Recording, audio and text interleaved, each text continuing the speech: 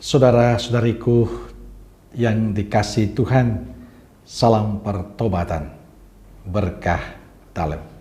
Ojo lali bahagia. Sudahkah kita memberi senyum hari ini? Sabtu 25 Februari 2023. Mari kita awali permenungan kita dengan tanda kemenangan Kristus. Dalam nama Bapa dan Putra dan Roh Kudus. Amin.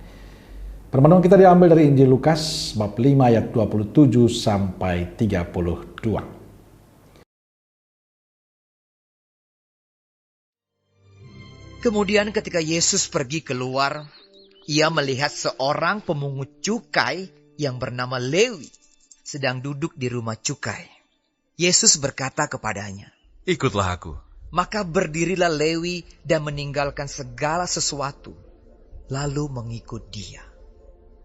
Dan Lewi mengadakan suatu perjamuan besar untuk dia di rumahnya, dan sejumlah besar pemungut cukai dan orang-orang lain turut makan bersama-sama dengan dia.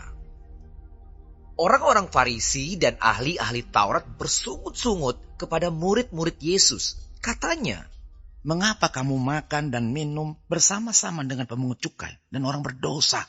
Lalu jawab Yesus kepada mereka, katanya, "Bukan orang sehat yang memerlukan tabib, tetapi orang sakit. Aku datang bukan untuk memanggil orang benar, tetapi orang berdosa, supaya mereka bertobat."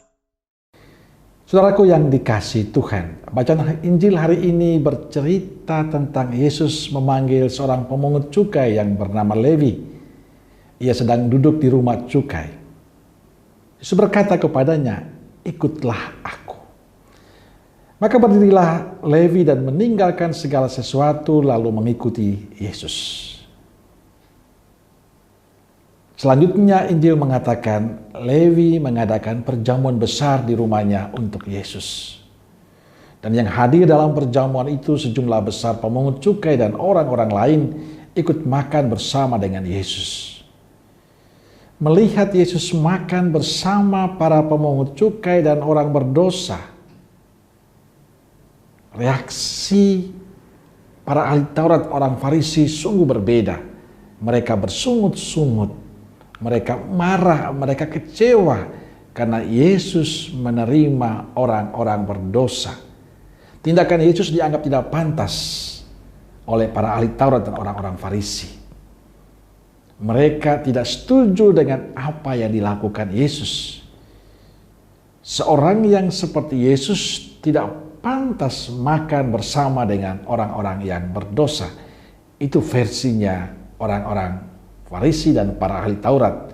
Tapi Yesus justru berbeda. Ia justru datang, hadir, memanggil makan dan sukacita bersama mereka. Tentu dengan misi menyelamatkan mereka.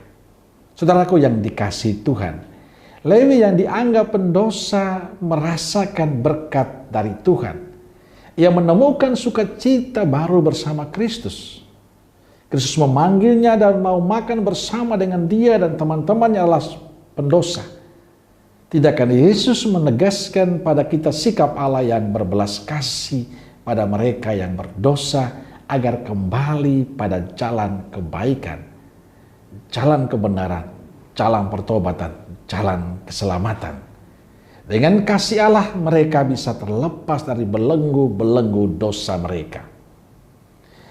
Lewi tahu dia tidak pantas di hadapan Tuhan.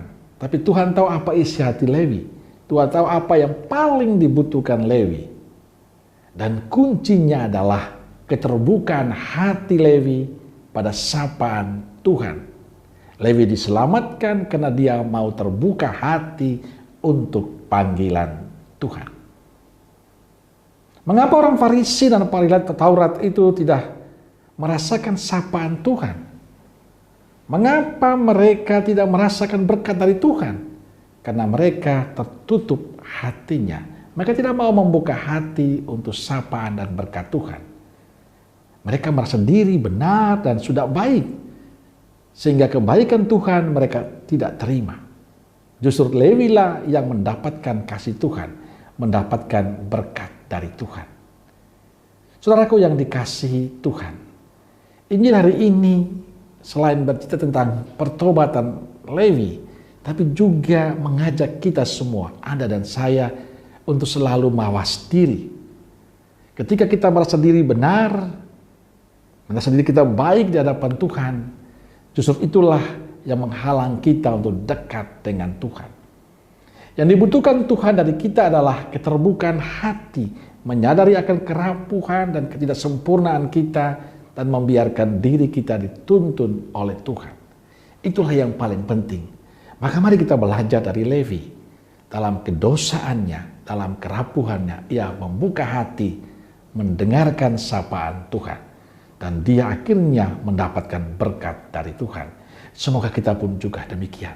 Di masa Prapaskah ini, membuka hati untuk sapaan Tuhan, supaya kita boleh merasakan berkat dan kasih Tuhan dalam hidup kita.